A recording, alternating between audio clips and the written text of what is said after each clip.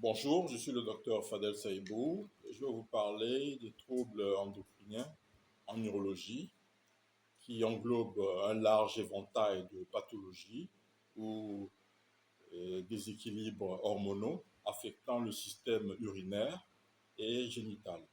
Il s'agit principalement de l'hypogonadisme, de l'hyperprolactinémie, de du diabète.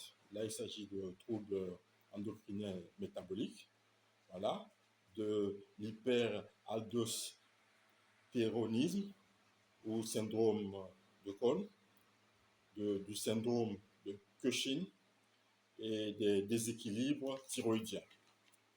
Donc, pour l'hypogonadisme, donc le déficit en androgène, les manifestations urologiques sont dysfonction érectile, baisse de la libido, infertilité par oligospermie ou azoospermie, gynécomastie, atrophie testiculaire.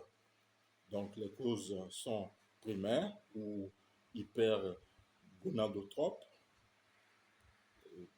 Concernant le cas du syndrome de Klinefelter, avec comme karyotype 45XY, l'orchite, les traumatismes testiculaires, la chimiothérapie, ou secondaire, ou hypogonadotrope, en cas de tumeur hypophysaire, comme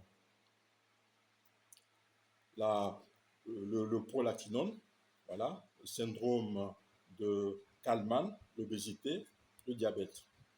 Donc, pour le diagnostic, on a recours aux dosages hormonaux, du testostérone total. On retrouve inférieur à 300 nanogrammes par décilitre.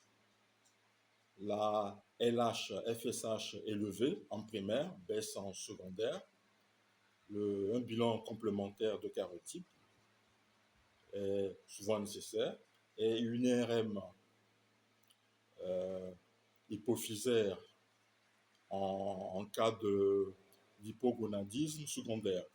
Donc, comme traitement, on a recours à la substitution en testostérone, en gel, injection ou patch, si non désir de fertilité, à la stimulation de la spermatogenèse par HCG plus FSH recombinante, si hypogonadisme hypogonadotrope, voilà, et prise en charge des complications comme l'ostéoporose et la dépression. En ce qui concerne l'hyperprolactinémie, donc les manifestations urologiques sont la dysfonction érectile, l'infertilité par inhibition de la gène RH, la galactorée, même si c'est très rare chez l'homme, voilà. Et les causes principales sont le prolatinone, voilà, donc qui peut être micro, macroadénome hypophysaire. Voilà, donc des médicaments comme les neuroleptiques, les antidépresseurs, le méthaclopramide, voilà, l'hyperthyroïdie primaire. Et pour la prise en charge, on retrouve pour le diagnostic la prolactine supérieure à 20 microgrammes par litre, alors que la norme est en bas de 15. Donc, on effectue une IRM hypophysaire pour plus de précision. Voilà. Comme traitement, on a recours aux agonistes dopaminergiques comme la cabergoline ou la bromocriptine. Voilà. Donc, en cas de résistance aux médicaments ou de compression optique, à la chirurgie, voilà, éventuellement à l'arrêt des médicaments incriminés, si possible. Voilà. Pour le cas du diabète, les manifestations urologiques sont la dysfonction érectile liée à la neuropathie autonome, plus la vasculopathie. Voilà. Donc, la rétention urinaire liée à la vessie neurologique, entre autres, et les infections urinaires récurrentes à cause de la glucosurie qui favorise ces infections-là. L'éjaculation rétrograde liée à l'atteinte du système nerveux autonome. Et pour la prise en charge, on optera pour l'optimisation glycémique, c'est-à-dire HbA1c inférieur à 7%, au traitement de la dysfonction érectile, donc que ce soit par inhibiteur de la phosphodiesterase, désinhibiteur de la phosphodiesterase de type 5 ou d'injection intracaverneuse. Voilà. Pour le cas de la vessie neurologique, aux autosondages intermittents, sur retention, les anticholinergiques peuvent être utilisés si l'exi est hyperactif. Voilà.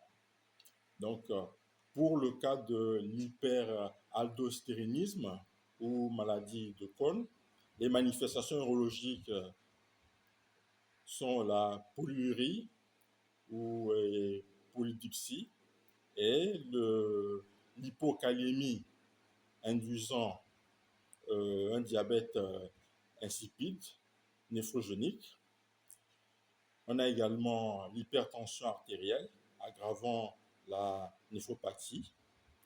Comme cause, on retrouve l'adénome surrénalien dans 60% des cas et l'hyperplasie surrénale bilatérale dans 40%. Donc pour le diagnostic, on retrouve l'aldostérone élevée, la rénine basse, le rapport aldostérone-rénine supérieur à 30.